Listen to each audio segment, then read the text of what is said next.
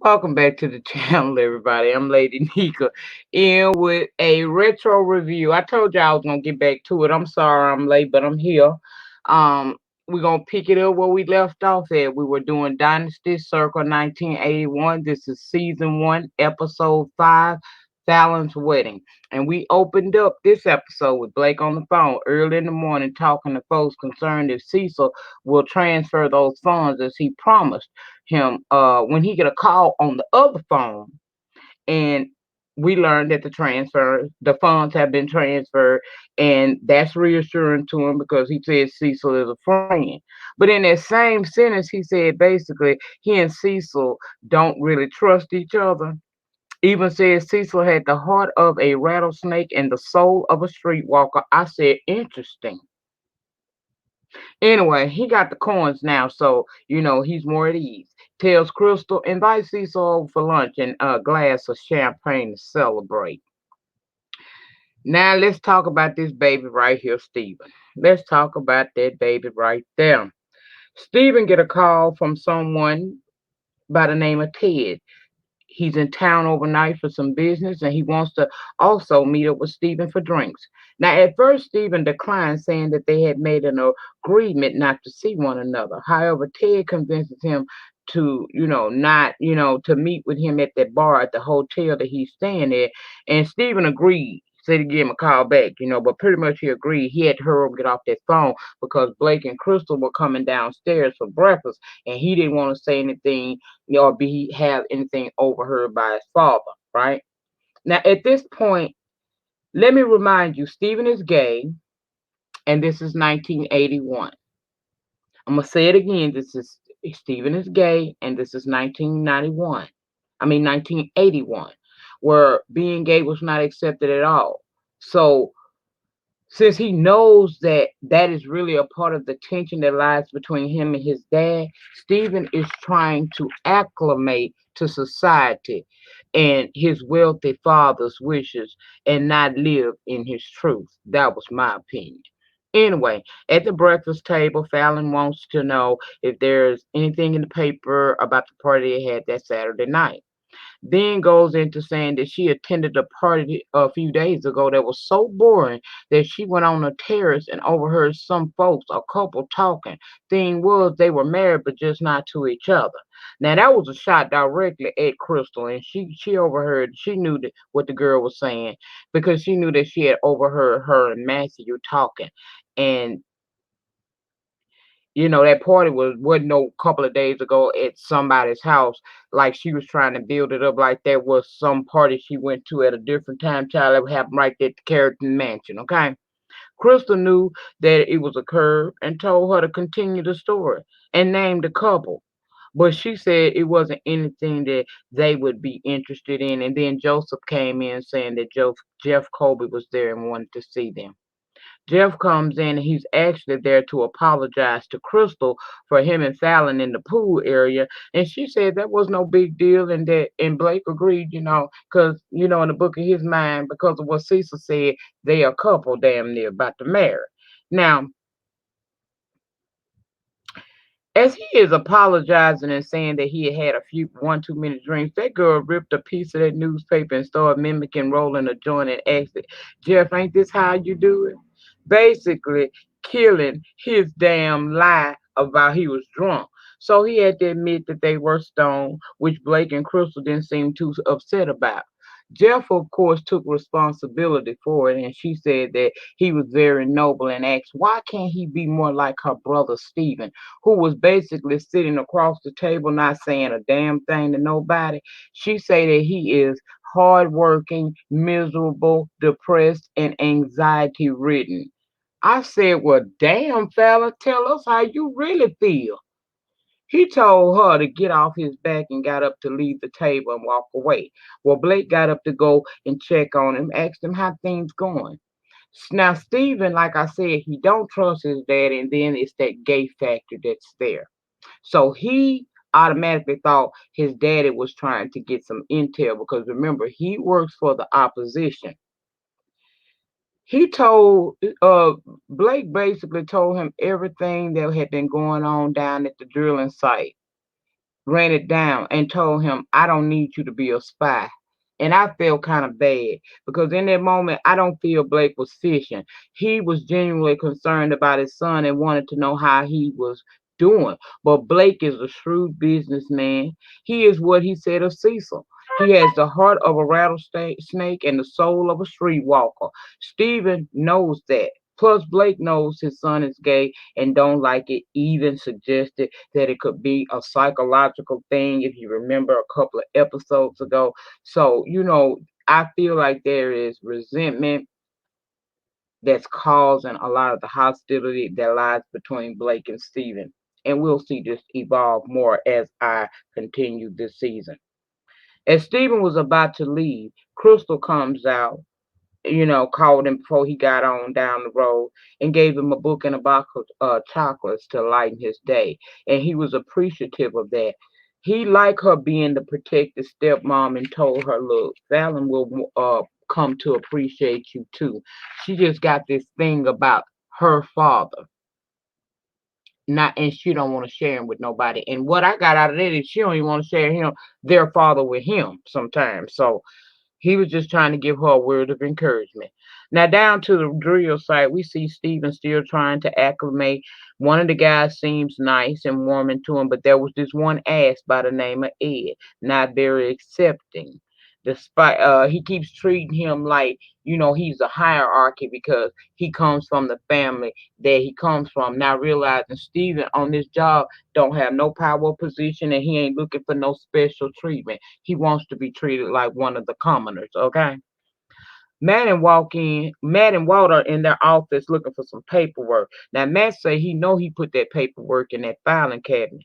Now the next part I didn't like because Walt began to give him a old story. You know how we tend to sometimes take a story from the past to try to say something that we feel currently. Basically, he was saying that he felt like Stephen could possibly be filtering information about what they got going on at their company over to his father, who is the opposition. Okay. At that moment, Stephen comes in with some paperwork, some tax forms that Matt gave him to fill out. Matt returned the book that Stephen had given Claudia at the party. Now, he had said that he gave it to her, but the reason why Matt gave it back to him because you got this book addressed to someone by the name of Ted. And it was at that moment I began to understand why was it so tense on that phone and he didn't really want to go see Ted. Ted is somebody from his past, and I'm assuming at this point in the review, because we ain't got to the end, at this point in the review, as I was watching it, I was like, oh, okay, they had a relationship. Okay. So Stephen goes and calls Ted at that point and tells him that they will meet, but not at the bar in the hotel he's staying at. He wants him to meet him at this restaurant, kind of like on the outskirts almost. Then, baby, we see Fallon. She upset with Cecil that Cecil mentioned Jeff and her courting back. Then courting was usually something that meant that you courting with intent to marry, and she not willing to discuss it with her father because he excited about it. But he told her, he cool with that. He don't want to put no pressure on him. But if her and Jeff was to get married, he'd be very, very, very pleased. Okay. So later in the car, Michael is trying to make small talk with Fallon, and he asked her, can he see her later? She told him just drive.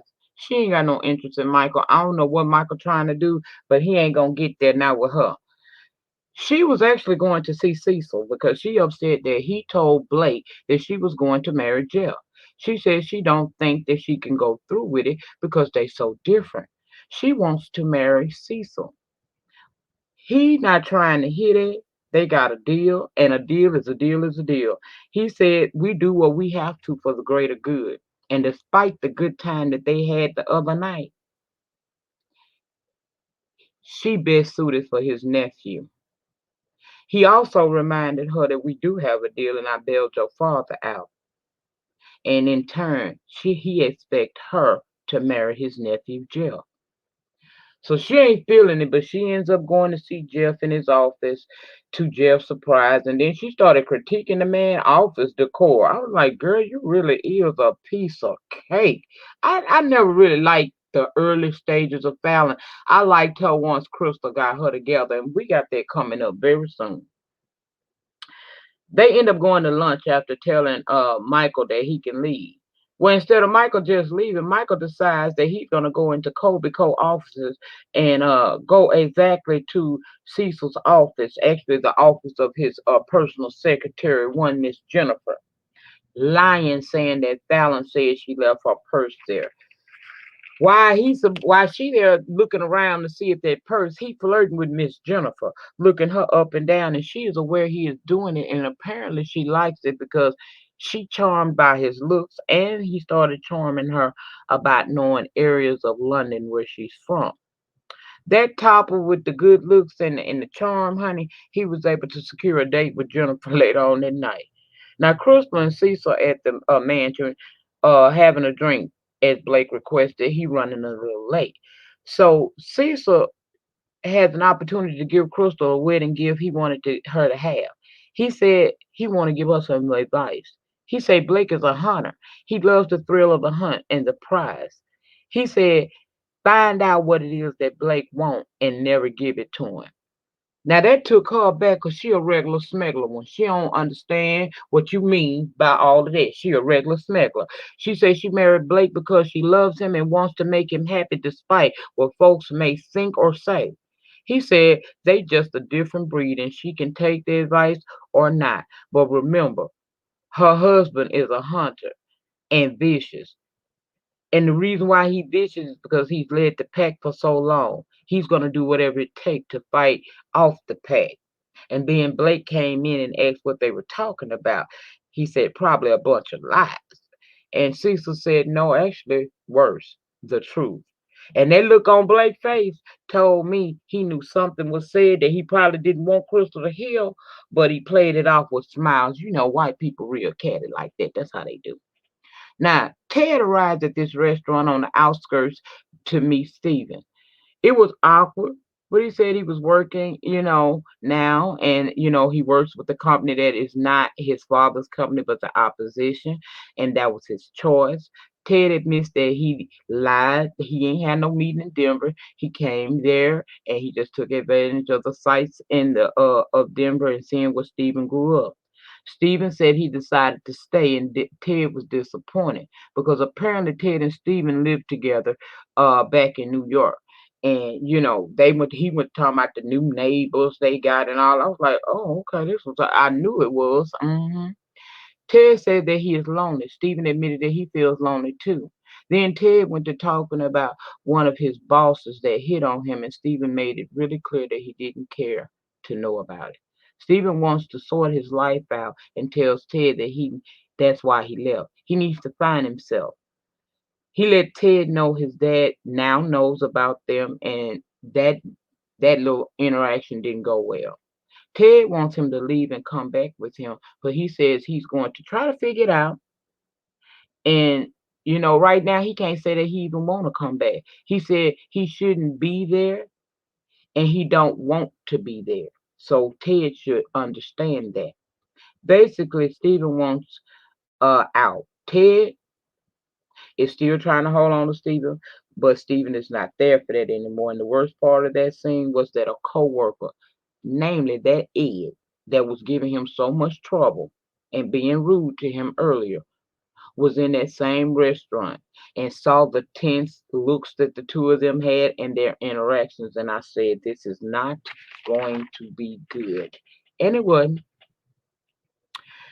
Michael overhears Blake talking on his phone as he was headed to work the next day about a bank giving Walter and Matthew credit, helping their company, right? So he done took it up on himself to carry his chauffeur clown ass down to the Pike Bank and tell one of the loan officers that Mr. Carrington is not pleased that the bank is lending credit and helping Walter and Matthew. He lied and said that it was troubling Mr. Carrington. Now the loan officer was like, oh, okay, well, what does Mr. Carrington plan to do? Then Michael sent out a subliminal threat to that man in reference to his family, talking about, they look healthy and, accidents could happen and things of that nature. You know what I'm saying? I didn't like that. Even grabbed the man picture of his kids off the table, off his desk, and started making little references. And by the time he left, he told that man that he would be happy to tell Mr. Carrington that the credit extended to Matthew and Walter will be revoked by the end of the day. And that man looked shook. Next thing, the bank called Matt to tell them that they cutting off their credit, and they both agreed it's some funny business going on. Later on, Blake is reprimanding Michael for going into that bank and basically threatening that man and his family. Michael said that he didn't mean it. He just saw it in a movie. Blake was mad, but instead of the man calling him, he was grateful the man called him, because if that man had called the FBI, Michael and him would have been in jail.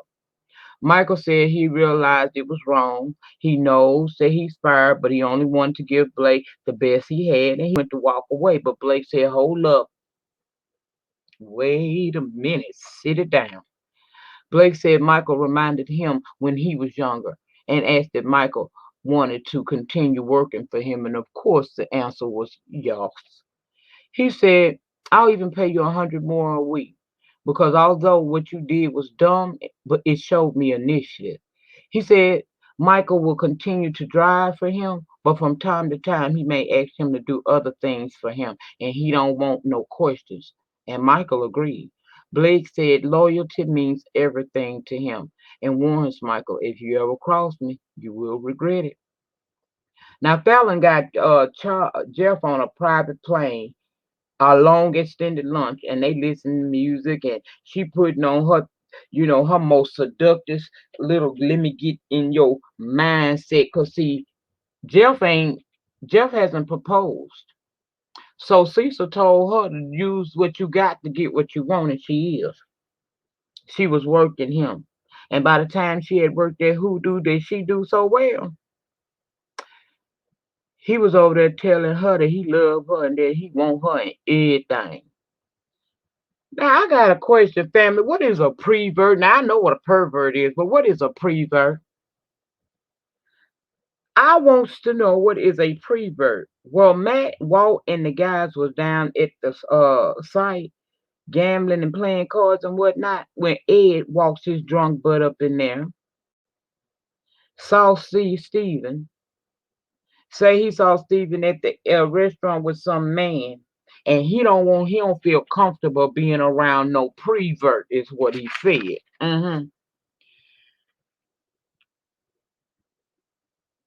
After that, Matt told him to basically go take a shower and chill. He kept at it, even accused Matt of protecting the prevert, and asked Matt, was he a prevert himself? He said maybe that's what drove your wife to that nut house, and that was all he had to say, because Matt began to whoop and stomp the holy hell out of old Ed. Matt whooped the dog shit out of Ed, and Stephen, after it was over, simply walked out of the trailer. Matt comes out to see about him and asks Stephen, what is this all about? Stephen said he saw me at a restaurant with one of my old roommates from New York. Matt said that ain't nothing crazy. I still keep in touch with some of my old roommates. But Stephen said, but did you ever fall in love with one? Because I did. Basically, Stephen confessed that he was in love with Ted and that it was mutual. He said he's not ashamed of it, and then went to ask if he could stay on working there, and Matt said, you do what you feel is best. And in the last scene, these two fools right here wakes up Blake and Crystal in the middle of the night with loud talking, only to tell them that they just got back from Vegas and they are married. And Blake is super happy. He grabs her and hugs her, but by the look on Fallon's face, she ain't too happy about that. She used what she had to get what she wanted, because she had to, because she made a deal with the devil, and now he at her door ready to collect. So we're gonna see how this tragedy unfolds. But that was it. That was all. I hope you guys enjoyed this retro review. This is Dynasty, Circa 1981, Season 1, Episode 5, entitled Fallon's Wedding. That's it. That's all. Remember, in closing, as always, the depth of your struggle will determine the height of your success. In the meantime, in between time, please remember to rate the video. Ratings get me recognized on the YT streets. Comment down below in the panic section. Let me know what your thoughts and opinions is on this show. If you remember it, what was your favorite parts of it? If I jugged anything that you remember from back in the show, let's talk about it down below in the panic section. Also, if you have not subscribed to this channel or my backup channel, Lady Nyca Live, please subscribe to both of the channels today. Tap your notification bells on both channels. Set them to all so that each and every time I drop a pre-recorded video or go live from either channel, you guys will get the notification and you can come over and join in the conversation. Thank you all for indulging me on these reviews, and for those who have been waiting, I apologize, but I'm here. I will be dropping them every other day until I catch up the Circa the retro review. So I will catch up with that. I'm gonna look at have and have nots, and if they don't make me feel no kind of way, I'm gonna continue what I said, which is I had originally said I was putting Tyler on the shelf. I was tired, but I'll look at it tonight, and if I'm so inclined, you'll get a review again tomorrow. Thank you guys for understanding my moves, for understanding that I got to get back to what it is that I enjoy. As you can see, the energy was very much so here in this review because this is my lane. You know what I mean? I'm a firm believer in staying in your lane. That's it. I'm out of this piece. I'll see you on the next live or upload, whichever comes first. Enjoy your evening.